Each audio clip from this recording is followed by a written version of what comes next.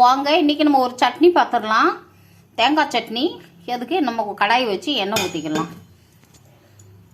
எண்ணெய் காஞ்சிடுச்சு மக்களே. இப்போ நம்ம 2-3 பூண்டு போட்டுக்கலாம்.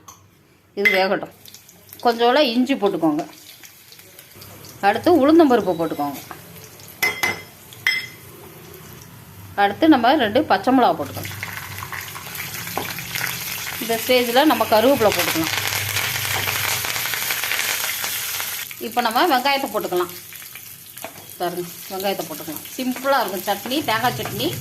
இந்த மாதிரி செஞ்சு பாருங்கள், தேங்காய் சட்னி ரொம்ப நல்லாயிருக்கும். இப்போ நம்ம கொஞ்சோண்டு உப்பு போட்டுக்கலாம். இப்போ நம்ம கொத்தமல்லி தழை போட்டுக்கலாம். தேங்காய் கம்மியாக இருக்குது, அதனால் இப்படி நீங்கள் செஞ்சு பாருங்கள். தேங்காய் சட்னி ரொம்ப அருமையாக இருக்கும். தேங்காய் கம்மியாக போட்டால் கூட நல்லாயிருக்கும், செம்ம டேஸ்ட்டாக இருக்கும். இந்த மாதிரி நீங்கள் செஞ்சு பாருங்கள். இப்போ நம்ம இந்த இதை போட்டுறோம். தேங்காவை போட்டு 2 பெரட்டியாச்சுன்னா ஆஃப் பண்ணிடலாம். நம்ம அரைச்சிடலாம். அதுக்கப்புறம் இது பாருங்கள், தேங்காய் போட்டு இது ஒரு சட்னி பண்ணிக்கலாம். நம்ம போட்டுக்கலாம். பாருங்கள், கொஞ்சம் பொட்டுக்கல்லை போட்டுக்கலாம். இப்போ ஆஃப் பண்ணிடலாம். இதை அரைச்சிட்டு தாளிச்சிடலாம். நம்ம இதை மிக்சிக்கு ட்ரான்ஸ்ஃபர் பண்ணியாச்சு. இப்போ இதை அரைச்சிக்கலாம். அரைச்சிட்டு தாளிச்சிடலாம். மக்களே, இது சட்னி தாளிச்சிடலாம். நம்ம கடுகு போட்டுக்கலாம்.